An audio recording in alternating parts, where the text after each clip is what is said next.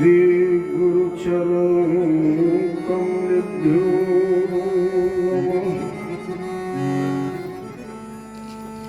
मातृपितृ चरण कमलेभ्यो नमः। सर्वेभ्यो देवेभ्यो नमः। सर्वेभ्यो ब्राह्मणेभ्यो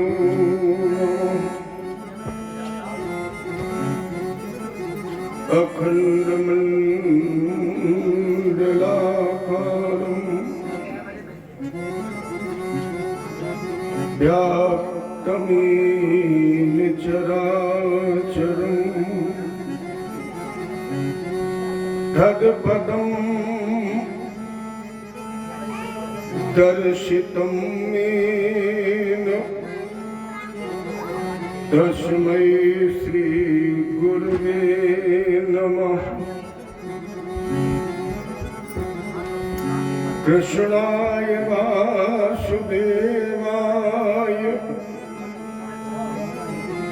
हरे परमात्मने प्रणतक्लेश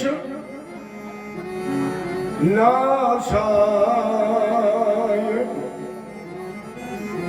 गोविन्दाय नमो नमः। प्रदेवसन्तं नवनीतचोरं गोपाङ्गनानां चतुकूलचोरम्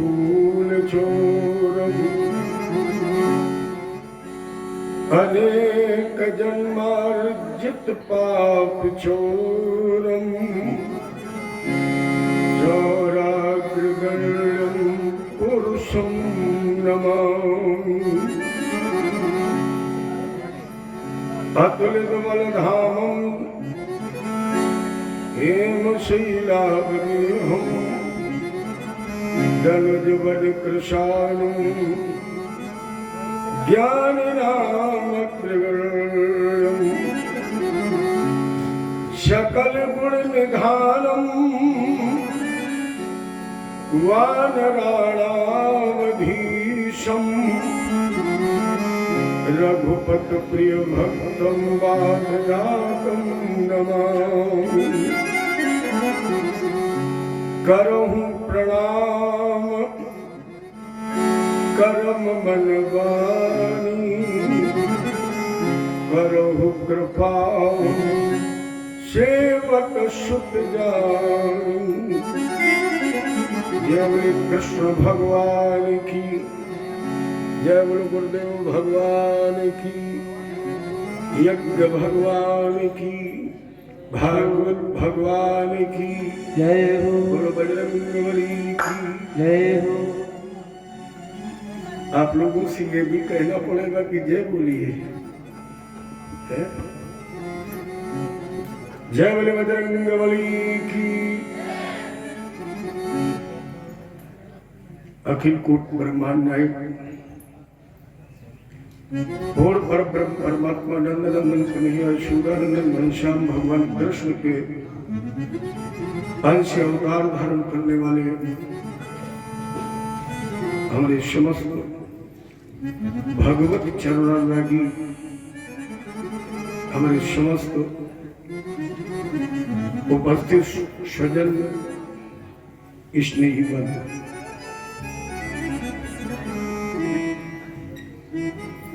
आदिशक्ति परम्बा मां भगवती जगदम्बा अन्नपूर्णा मोक्षदायिनी प्रातः स्मरणी हमारी उपस्थित समस्त श्रद्धे माताओं बहनों, भारत के भविष्य भारत के कर्णधार हमारे समस्त हमसे सोचे इस पंडाल में उपस्थित हमारे छोटे बंधु होनहार भावी बच्चे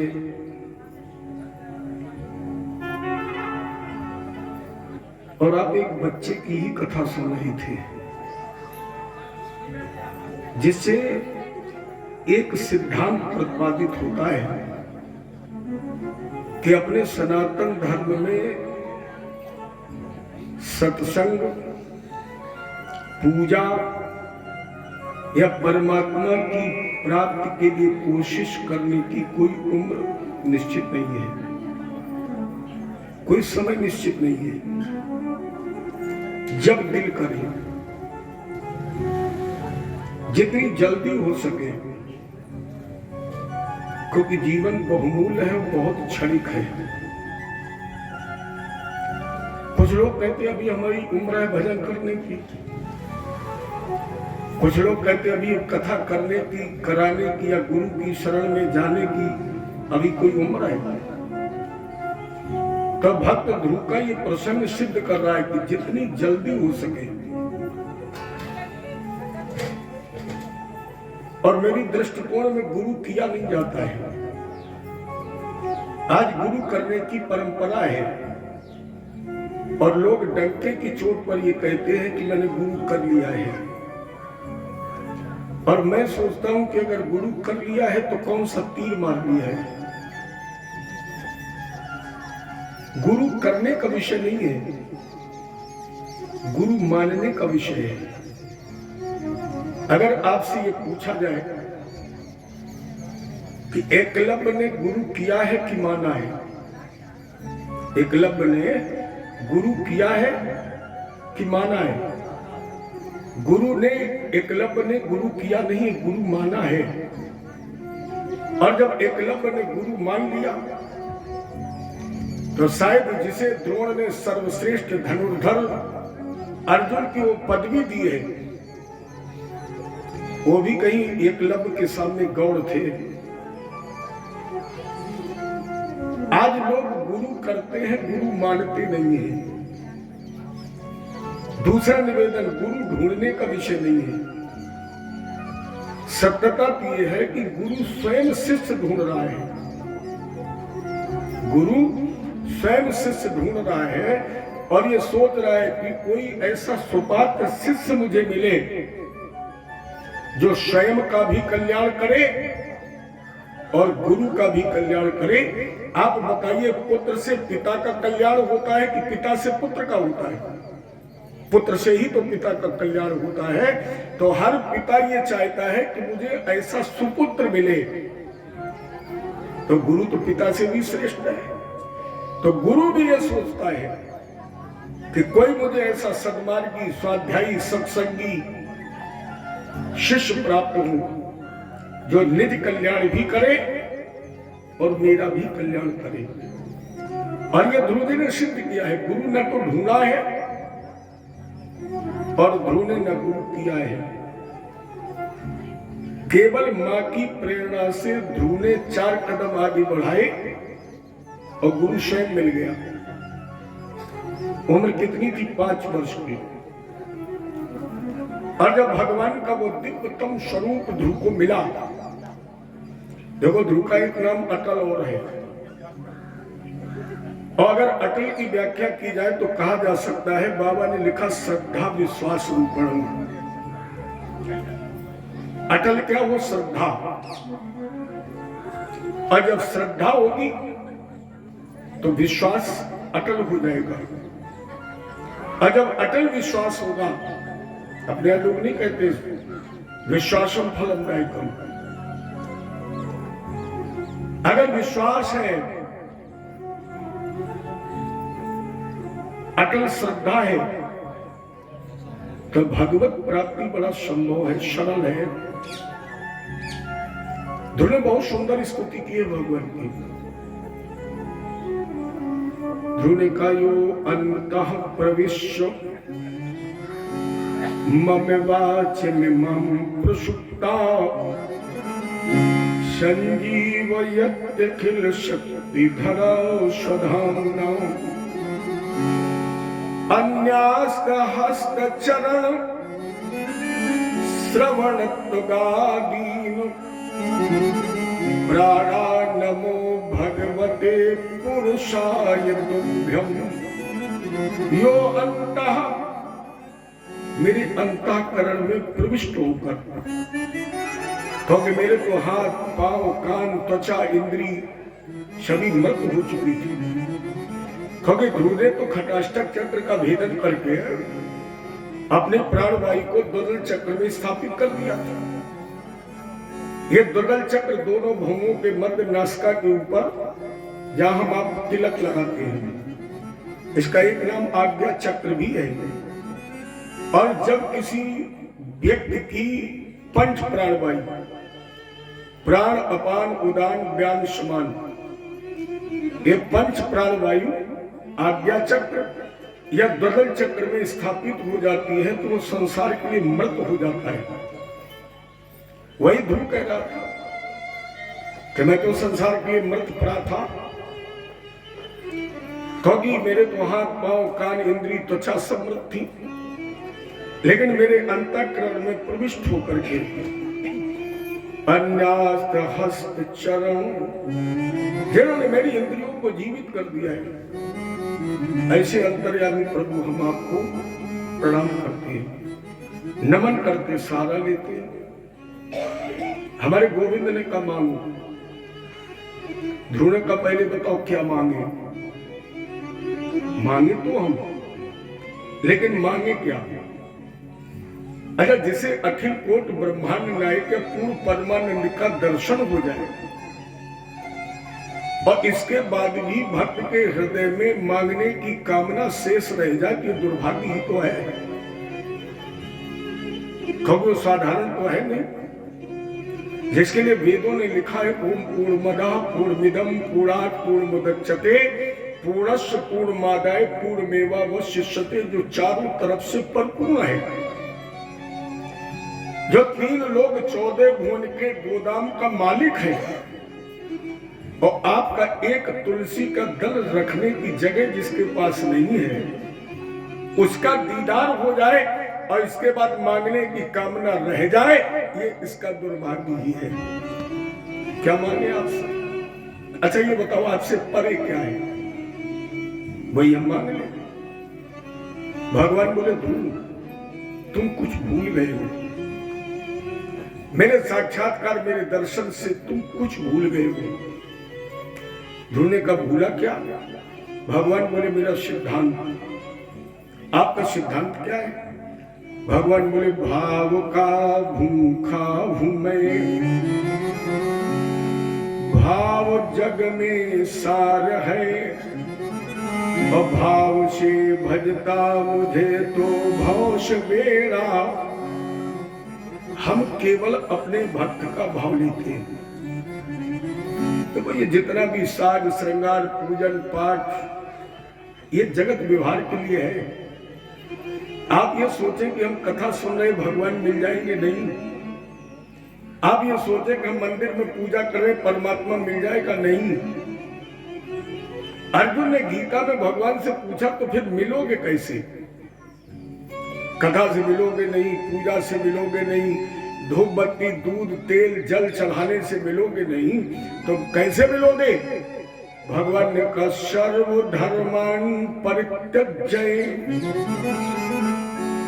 मामेकं शरणं व्रज। जब वो वेद पुराण जंत्र मंत्र तंत्र कथा भागवत सबसे परे, तब मैं मिलता हूं, जब सबसे परे हो जाऊंगा। जिसे मोटे तौर पर कहा जा सकता है प्यारे परमात्मा तुम्हें ज्ञान देना उस दिन प्रारंभ करेगा जिस दिन तुम ज्ञान शून्य हो जाओगे।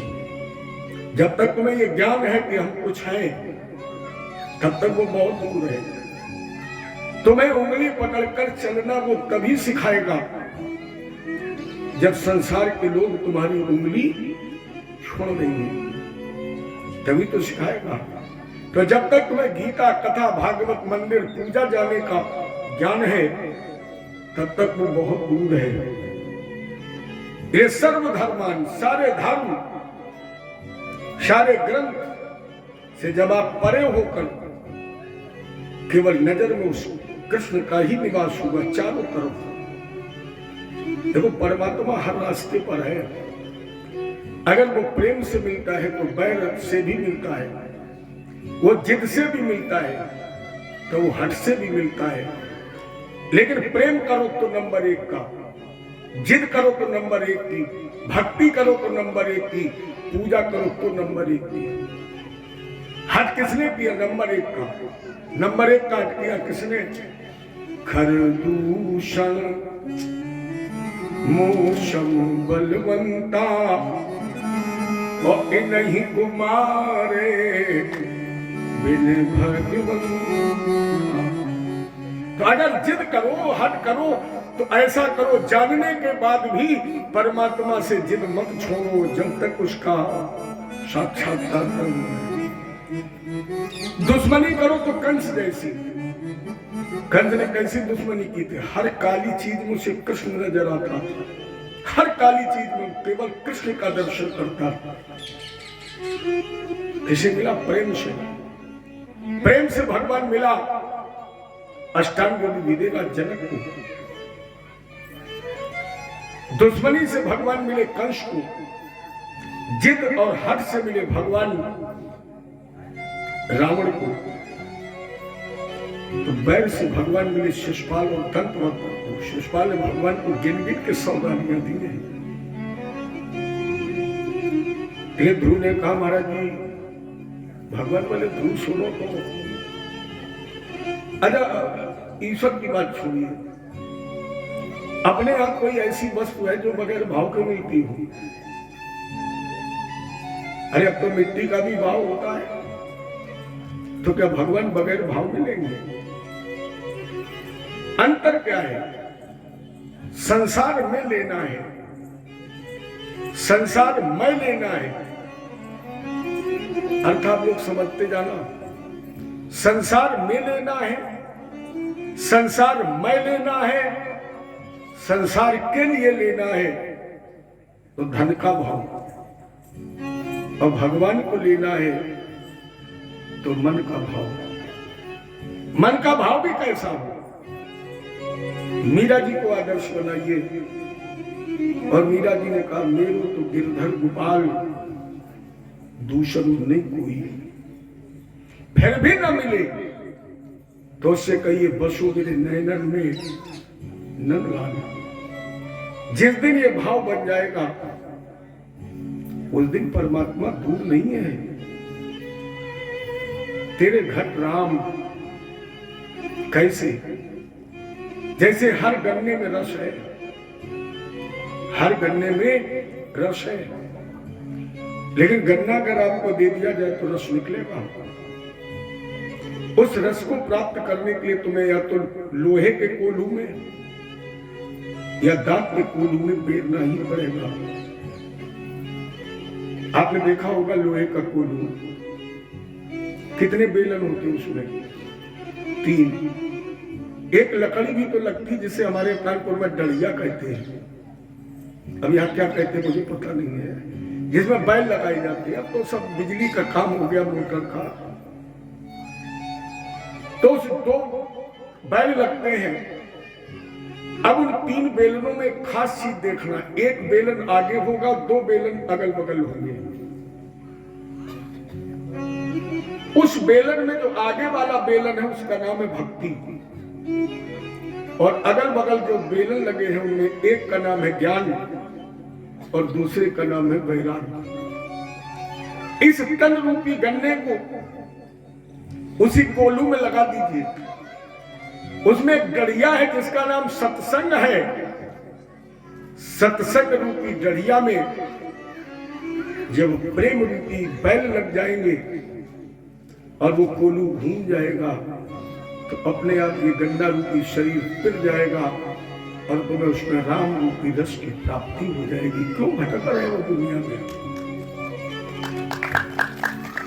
क्यों भटक रहे हो जगत में? क्यों ढूंढ रहे हो उसे? दूसरी तरह परमात्मा ऐसे बस रहा है जैसे हर दही में घी है। कोई ऐसा दही है जिसमें घी ना हो? अब आपको दही दे दिया जाए, कह दिया जाए पूरी बनाओ, बन जाएंगे? घी तो है उसके अंदर। अब पूरी बनाने के लिए तुम्हें क्या करना पड़ेगा? उस दही को मथना है। एक मखानी, एक रस्सी, दो हाथ, यहां भी मथानी है भक्ति की, रस्सी है प्रेम की, हाथ है ज्ञान और वैराग्य के। लगाइए सत्संग रूपी ताकत और घुमा दीजिए उस भक्ति रूपी मखानी को प्रेम रूपी रस्सी से, तो फिर तुम्हें गोविंद को कहीं ढूंढना नहीं पड़ेगा, वही तुम्हें मिलेगा। तो भगवान बोले ध्रुव, अगर तुम्हारे अंदर ये भाव है तो मेरा भी तो कुछ दायित्व है। तुम्हारे मन में दो भाव थे, एक भाव था पिता की गोद में बैठने का अधिकारी क्यों नहीं,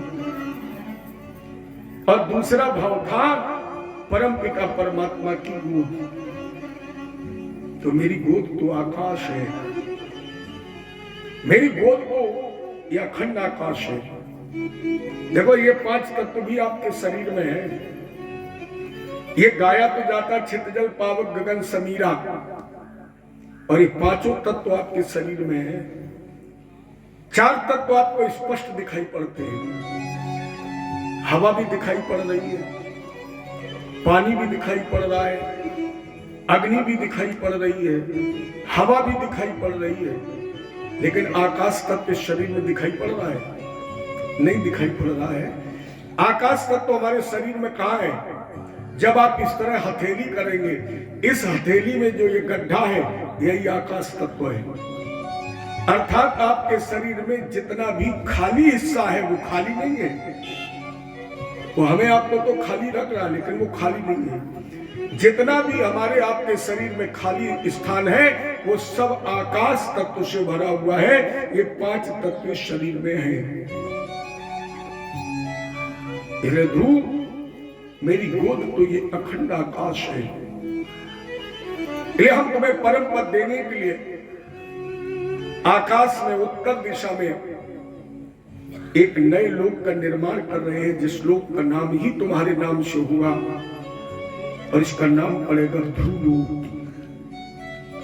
ध्रुवलोक में तुम निवास करोगे कितने दिन? अखंड, जहां पर सप्त ऋषि तुम्हारी परिक्रमा लगाएंगे, और जब यहां से लौट करके जाओगे तो तुम्हारे पिता के द्वारा तुम्हें 36,000 वर्ष का राज्य मिलेगा। तुम्हारा सौतेला भाई उत्तम ये अक्षय के द्वारा मार दिया जाएगा, सुरुचि भी प्राण त्याग देगी, तुम्हारा राज्य निष्कंटक हो जाएगा। जाओ जाओ। और जैसे परमात्मा मुड़कर चले, दोनों हाथ जोड़कर कहा, ठाकुर जी रघुनाथ अनाथ पे कीजे दया। ध्रुव ने आवाज लगाई, रघुनाथ। भगवान ने मुड़कर कहा, बोलो। ध्रुव ने कहा, रघुनाथ अनाथ पे कीजे दया, अब बर दीजे कि संत ही साथी रहे। दुख दम्भ देश दले दिल के, गुरु संत कृपा हर साथी रहे। जन रूप जनार्दन मूर्तियों में, भगवंत स्वरूप दिखाती रही। बनज मंजुल साधु समाधन सी, सत्संग सुधा बरसाती रही। भक्त ने कहा, जगतपति देवा, सब नश्वर बिन तुम्हारी सेवा। ते नाथ कृपा अब कीजे, प्रेम भगत आपन मोहि दीजिए। चरणों में प्रेम। अजय ध्रुव लौट करके आया तो उस सुरुच ने गोद में उठाया है। जिस सुरुच ने कहा था, गर्भे तुम साध्यात्मानम यदि छस्र पाशनम। ध्रुव, अगर तेरे भाग्य में पिता की गोद में ही बैठना लिखा होता तो तू अभागन सुनीत के गर्भ से जन्म नहीं लेता। उसी सुरुच ने अपना लिया, उसी सुरुच ने गोद में उठा लिया। क्यों? बावन का जा पर कृपा राम के होई, ता पर कृपा करे सब, जिस पर राम जी की कृपा होती है उस पर सभी कृपा करते हैं। अजाओ ध्रुव ने क्या किया? सुनीत को पहले प्रणाम नहीं किया, सूरज को प्रणाम किया। क्यों? इसका भी उत्तर रामायण में है। प्रभु जाना कैकेयी न जानी, अत्ता सुप्रथमो गृह गए भवान। राम जी ने जैसे भैया कौशल्या को प्रणाम पहले नहीं किया, उसी प्रकार ध्रुव ने भी पहले सुनीत को प्रणाम नहीं किया। क्यों? राम बन न गए होते तो राम बन न गए होते, राम बन गए इसलिए भैया राम बन गए। राम बन न जाते तो राम क्या बन जाता? राम बन गए तभी राम बन गए। इसलिए ध्रुव ने भी प्रभु राम की मर्यादा का पालन किया और सूरज को प्रणाम पहले किया। हालांकि सुनीत ने पूछा, ध्रुव ने एक साधारण उत्तर दे दिया, आपसे मेरा एक संबंध माँ और बेटे का है, लेकिन सूरज से तो मेरे दो संबंध हैं। पहला संबंध माँ और पुत्र का है, दूसरा संबंध गुरु और शिष्य का है। क्योंकि अगर मेरी गुरु सूरज ने मुझे प्रताड़ित न किया होता, अगर अपमानित न किया होता, धक्का मारकर निकाला न होता, तो क्या मैं गोविंद को प्राप्त कर लेता? देखो, गुरु अगर प्रेम कर रहा है, आशीर्वाद दे रहा है, तब तो कल्याण है ही। और ये कहीं कड़वा भी बोल दे, कहीं अपशब्द भी कह दे, आपको श्राप भी दे दे, तो भी कहीं ना कहीं कल्याण ही है। इससे कल्याण हो ही नहीं सकता है। और आप सभी लोगों को पता है 36,000 वर्ष तक आज भी ध्रुवतारा के रूप में स्थित है। आप जब आकाश में रात के समय दृष्टिपात करें तो जिस भी तारे पर आपकी दृष्टि पहुंचेगी वो 1 सेकंड के बाद आपको हिलता हुआ नजर आएगा, जितने भी तारे हैं। लेकिन जब आपकी दृष्टि ध्रुवतारे पर पहुंच जाएगी, आप पूरी रात ध्रुवतारे पर नजर ठिकाना, लेकिन वो हिलता नहीं, वो अपने स्थान पर अटल ही है। इन्हीं के पावन वंश में अंगम सुम्न संख्याति क्रतुमंगिर समगयम सुनीथांगस्या पतनी सुषुवे मेन मुलवलम। इन्हीं के वंश में एक राजा हुए अंग, जिनकी पत्नी का नाम था सुनीथा। एक पुत्र पैदा हुआ जिसका नाम रखा गया था बेन। बेन का मतलब है पाप, अधर्मी पुत्र। परीक्षित जी ने कहा, गुरुदेव 1 मिनट, एक तो ध्रुव का पावन पवित्र वंश, दूसरे स्वयं अंग तस्शील निधे साधो ब्राह्मण सुमहात्मना। स्वयं अंग ब्राह्मण सेवी है, संतों की सेवा करने वाला है, स्वाध्यायी है। अब एक स्वाध्यायी पिता के, जबकि अपने एक कहावत है, आत्मन जायते इत सात्मजा, पिता की आत्मा ही पुत्र रूप में जन्म लेती है। और अगर पिता की आत्मा ही पुत्र रूप में जन्म लेती है तो पिता अधर्मी है, और पिता धर्मात्मा है, पुत्र अधर्मी है। ये विषमता कैसे? सुखदेव जी ने कहा, यही प्रश्न तो अंग ने भी किया था जब बेन जैसा पापी पुत्र हुआ, और ये पुत्रेष्ट यज्ञ से हुआ था। तो इन्होंने भी महात्माओं से पूछा, अपने गुरु जी से पूछा, यज्ञाचार्य जी से पूछा कि महाराज ये विक्रम कैसे हो गया? तो अंगिरा जी ने बताया था कि बेटा, जो तुम्हारी पत्नी है ना, ये मृत्यु की पुत्री है, मृत्यु देवता की पुत्री है। तो जब ये प्रसाद ग्रहण कर रही थी तो इसका मन पाप में लगा था। अब यहां ध्यान देने की आवश्यकता है। गर्भावस्था के समय माँ जैसे आचार विचार रखती है, जैसा खान पान रखती है, जैसा नियम संयम धारणा रखती है, निश्चित उसके गर्भ से वैसे ही पुत्र का जन्म होता है, इसमें पिता का कोई सहयोग नहीं है।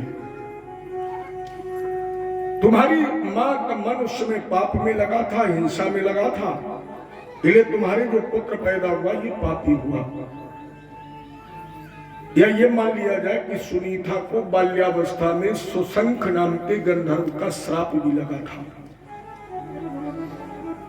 क्योंकि सुनीता सुशंख से विवाह करना चाहती थी, लेकिन सुशंख ने इसके प्रेम निमंत्रण को ठुकरा दिया, अपमानित किया सुशंख को।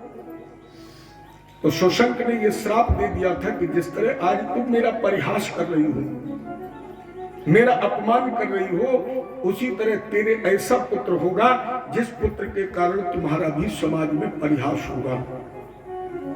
इसी श्रापवश बेन जैसा पुत्र पैदा हुआ। अन्य ने सोचा निपूत से कपूत बुरा है। क्यों? निपूत व्यक्ति को कभी कभी बच्चों की याद आएगी। ऐसे छोटे छोटे बच्चे खेल रहे हैं तो निपूत व्यक्ति को भी दो आंसू आएंगे कि मेरा भी बेटा होता, रोएगा थोड़ी देर। या आपको परमात्मा ने पुत्र दिया, 10, 20, 25 साल आपके पास रहा और इसके बाद परमात्मा ने वापस ले लिया तो भी कोई रोज नहीं रोता है। लेकिन घर में अगर कपूत पैदा हो गया, अगर जिनके पैदा हुए वो कपूत, जरा उनसे पूछो 24 घंटे में एक भी मिनट ऐसा है जब रोना ना होता हो, तब कपूत अच्छा है कि निपूत अच्छा है? कपूत तो खुद रोता है, पूरे गांव को रुलाता है, बाप माता को तो रुलाती है। तो इस कपूत से मैं निपूत अच्छा था, इसलिए अंग ने अपना शासन सत्ता छोड़ दी, चले गए। महात्माओं ने बेन को राजा बना दिया, चूंकि इकलौता पुत्र था। अब ये राजा बन गया। अब ये मान लो कि करेला वैसे भी कड़वा था, नीम पर चढ़ गया। जैसे राजा बना, पहला आदेश करवा दिया, न यष्टव्यम न गातव्यम न होतव्यम ध्वजा क्वचित। जितने भी वेद पाठी ब्राह्मण विद्वान हैं, उस सब कान खोल करके सुन लें। आज के बाद किसी भी यज्ञशाला से धुआं नहीं उठेगा, कहीं कोई मेरे वैदिक का नाम नहीं लेगा। ईश्वर तो हम हैं। अगर राजा का आदेश मानना प्रजा का धर्म है, लेकिन अपने सनातन धर्म में 4 लोग अपने आप में स्वतंत्र हैं, जो राजा से भी श्रेष्ठ माने जाते हैं। उसमें सबसे पहले है कवि, दूसरा कथावाचक, तीसरा नेता, चौथा महात्मा। ये 4 स्वतंत्र हैं और इन चारों में सर्वश्रेष्ठ कौन है? महात्मा। भगवान राम ने कहा, सातों मोहि मैं सम जग देखा और मोदे अधिक संत कर लेखा। भगवान कहते भैया संत तो हमसे भी बड़ा है। तो संत पर किसी का कानून नहीं चलता है, संत का कानून भगवान पर चलता है। क्योंकि वाल्मीकि जी ने जो रामायण में लिखा वही राम जी को करना पड़ा। एक कदम कहीं इधर उधर राम जी आगे पीछे नहीं हुए। इतना संत का मान। तो फिर संत एक धर्मी राजा की बात मान ले, क्योंकि संत का तो एक ही लक्षण है, सीताराम सीताराम सीताराम कहिए, जाई बिद राखे राम आई बिद रहिए। इसके बाद स्वतंत्र होता कवि। अगर कवि की लेखनी उठ जाए और लिखना शुरू कर दे तो मेरी समझ में 1 मिनट में राजा को रंग और रंग को राजा बना दे। नहीं तो कहते जहां न जाए रवि वहां पहुंचे। कवि अपने आप में स्वतंत्र। और इसके बाद स्वतंत्र होता है वक्ता 11 फरवरी से लेकर 17 फरवरी तक। आप हमसे कह सकते हो पंडित जी भागवत की कथा में राम की चौपाई क्यों सुनाते हो? हम स्वतंत्र है ना। हम नहीं, हमारे देश से बहुत वक्ता जो बोलते हैं वो अपनी बात को प्रमाणित करने के लिए रामायण की भी चौपाई देते हैं, कवियों की कल्पना भी देते हैं, आप लोगों का भी इतिहास जोड़ के, क्योंकि मुझे अपनी बात प्रमाणित करनी है तो मैं स्वतंत्र हूं। मैंने वक्ता स्वतंत्र है, हम नहीं है, हम तो आप लोगों के अधीन है, लेकिन वक्ता स्वतंत्र है। इसके बाद स्वतंत्र होता है नेता, ये सबसे ज्यादा स्वतंत्र है। चुनाव हो, आपके गांव में आए, कहे भैया हमें वोट दो, हम सुनवर्षा में हवाई अड्डा बनवा देंगे और 5 साल में तुम्हें चेहरा न दिखाई पड़े तो 420 मुकदमा करोगे, कहीं होगी सुनवाई। ये 4 लोग स्वतंत्र हैं। तो वेन का आदेश राजा ने तो मान लिया, महात्मा लोग पहुंचे का वेन तुम राजा हो, राजसी भोग करो, लेकिन भगवान के भजन में व्यवधान मत करो। वेन बड़ी जोर से हंसा, महात्माओं ईश्वर, कौन सा ईश्वर, किसकी बात कर रहे हो? अरे ईश्वर का लक्षण क्या है? जन्म देना, मार देना। ये लक्षण तो मेरे अंदर है, बताओ किसको फांसी पर चढ़ा दे? महात्माओं ने कहा फांसी पर तो चढ़ा सकते हो, लेकिन किसी को जन्म दे सकते हो? ये महात्माओं ने कहा भैया आयु श्री बल कीर्ति नाम तवतात विवर्धनम। जो भगवत भजन करते हैं, जो अपने माता पिता की सेवा करते हैं, उन्हें लंबी उम्र मिलती है, बल मिलता है। आयु विद्या यशो बलम। वेद ने कहा ये वृत्तिदम पतिम हित्वा जार पतिम उपासते बालसावती युवम्मा अधर्मे धर्म मानिना। महात्माओं, मुझे ऐसा लग रहा है कि तुमने अधर्म को ही धर्म मान लिया है। महात्माओं, तुम्हारी स्थिति तो ऐसी हो गई है जैसे एक पतिव्रता स्त्री अपने पति को प्रताड़ित करे और दूसरे पति के पैर धो के पिए, माने पतिवंचक। मेरे जैसे ईश्वर की बात नहीं कर रहा। महात्माओं ने कहा बेन बहुत हो चुका, मैं इस निंदा नहीं सुन सकता, क्योंकि हरिहर निंदा सुनई जे काना, अब पातक होए गोघात समाना। भैया भगवान संत से टकरा गए तो बंदरों से दोस्ती करनी पड़ी। बेन की औकात क्या है महात्माओं से टकराना? ये महात्माओं ने जल लिया हाथ में और मारण मंत्र का प्रयोग करके जैसे जल छोड़ा, बेन का प्राणांत हो गया। महात्मा तो चले गए, लेकिन सुनी माँ होती है, भूत ऐसा भी हो तो सुनी था पालिया मास। सुनीता ने पालन पोषण किया था, बेटा था ना, इसलिए क्या किया, सुरक्षित रखवा दिया। अगर राज सिंहासन खाली रहता नहीं, और अगर खाली हो जाएगा तो अराजकता हो जाएगी। ये चोरी डकैती जैसे पड़ने लगी तो महात्माओं ने वेन के शरीर का मंथन किया। ममंद रुरुम तरसा तत्रासीर बाहुको नरा। सबसे पहले पैरों का, जंघाओं का, कमर का मंथन हुआ। इससे काले रंग का एक बौना पुरुष प्रकट हुआ। कहा महाराज जी मेरे लिए आदेश। महात्माओं ने कहा निषीद। निषीद माने होता है बैठना। इसी से निषाद जात की उत्पत्ति हुई। वेन ने अपने जीवन में जितने पाप किए थे वो सब अपने सर पर धारण कर लिए। महात्माओं ने कहा ये राजकार्य करने के योग नहीं है। इसलिए पुनः मंथन प्रारंभ हुआ। और जब दोबारा मंथन है तो अथ तस्य पुनर्विप्रेर पुत्रस्य महीपति बाहुभ्याम मध्यमानाभ्याम मिथुनम संपद्ध।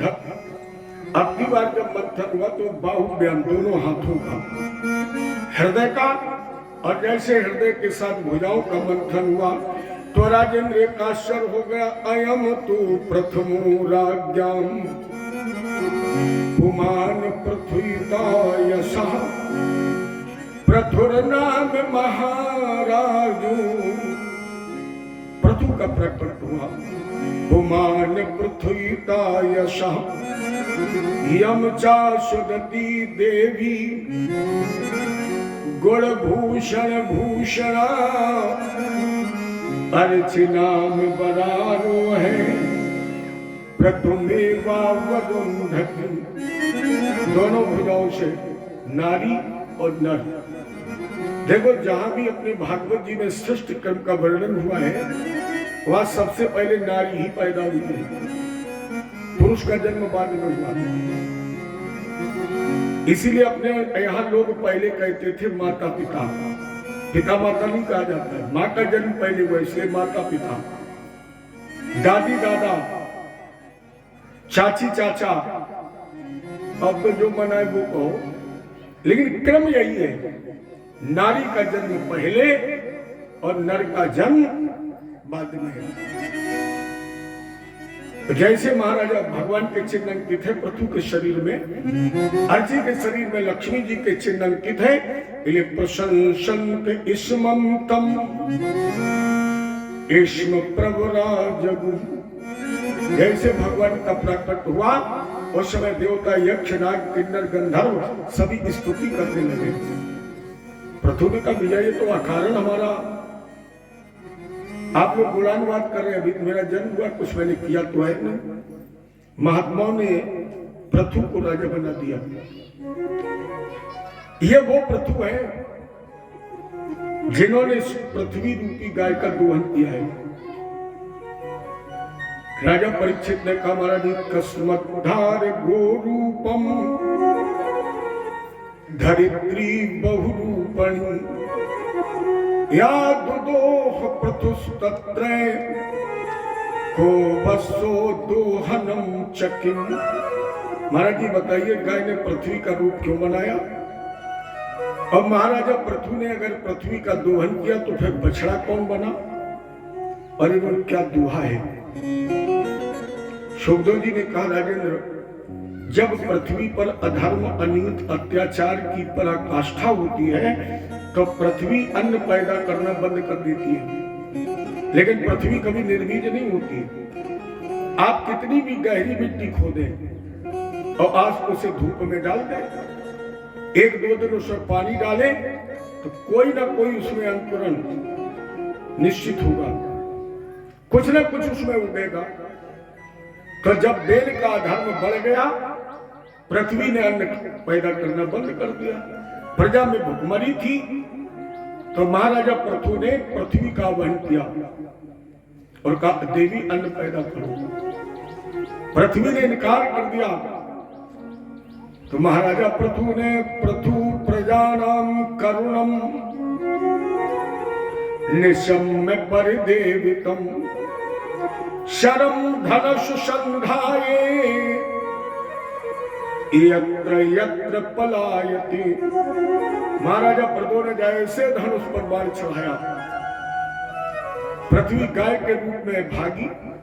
अब आगे आगे गाय और पीछे पीछे बाण, एक दो जगह नहीं दी गई, यत्र यत्र तत्र सर्वत्र। 3 लोग 14 भुवन में महाराजा पृथु के बाण से कोई बचाने वाला ही नहीं मिला। तब नारद जी ने उपाय बताया कि अगर बचना है पृथु के बाण से तो पृथु की ही शरण में जाओ।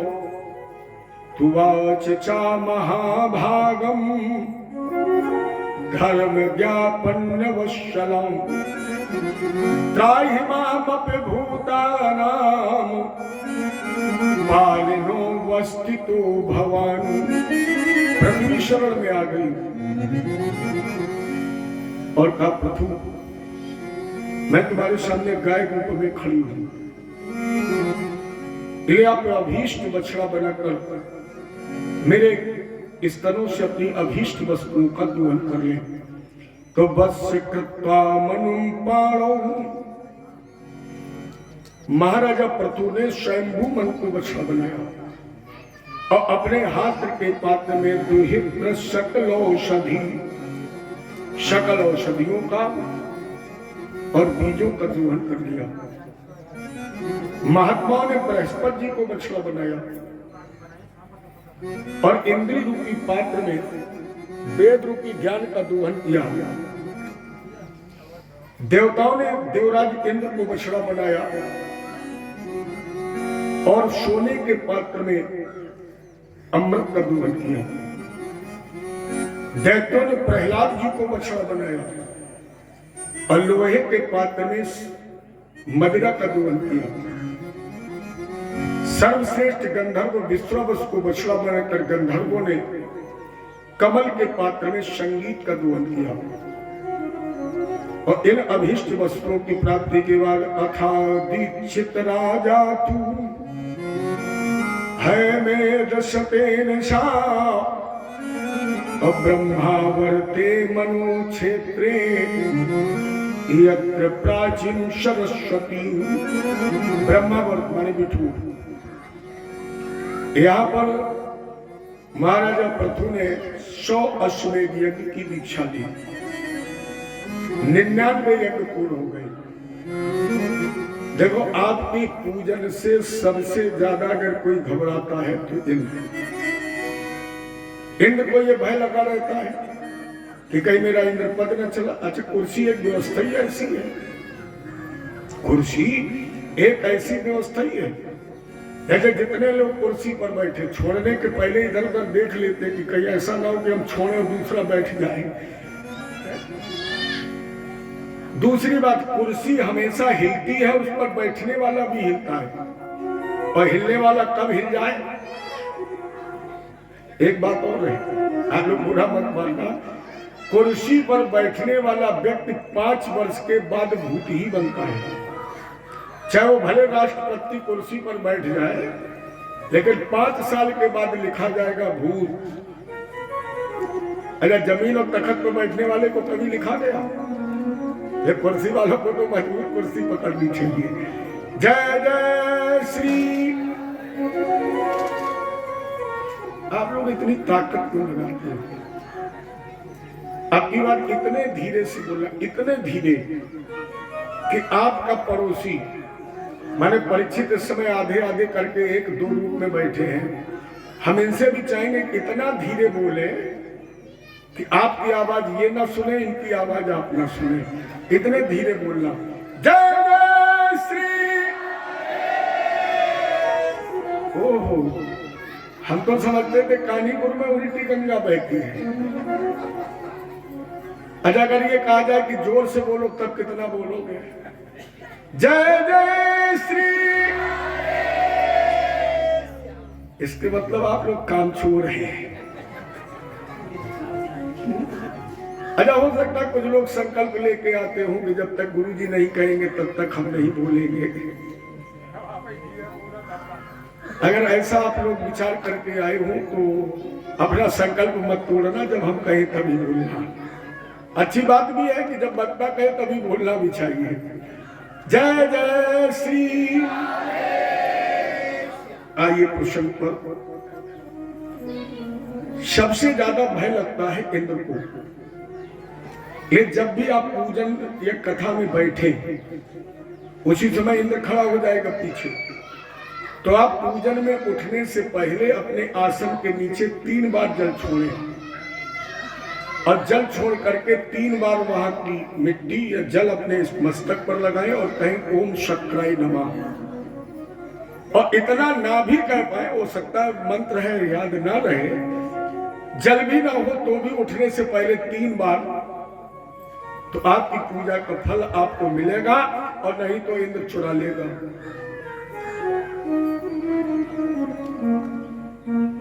वही हुआ, क्योंकि अपने सनातन धर्म में जो 100 अश्वमेध कर लेता है वो इंद्र पद का अधिकारी बन जाता है। एक दैसे दिग्विजय के लिए घोड़ा छोड़ा गया, इंद्र ने चुरा लिया। अच्छा, यज्ञ के आचार की एक जिम्मेदारी है कि यज्ञ में जो भी न्यूनता रह जाए वो यज्ञ के आचार को पूर्ण करनी चाहिए। यज्ञ प्रारंभ होने के बाद यज्ञ की सारी व्यवस्था की जिम्मेदारी यज्ञ के आचार्य की। ले यज्ञाचार्य जी ने कहा, भैया अत्रिणाचोदितो हन्तुम पृथुपुत्रो महारथा। तुम्हारे घोड़े का हरण इंद्र ने कर दिया है। तो पृथु के 5 पुत्र थे, ज्येष्ठ पुत्र को इन्होंने भेजा, जिसने इंद्र को पराजित कर दिया। परिणाम स्वरूप इस पुत्र का नाम पड़ा विजताश।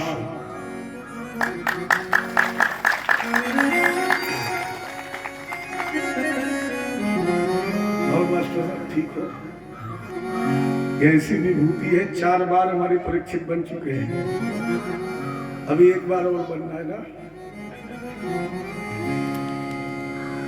अभी 1 बार और बनना है, इनको मैं मालूम है।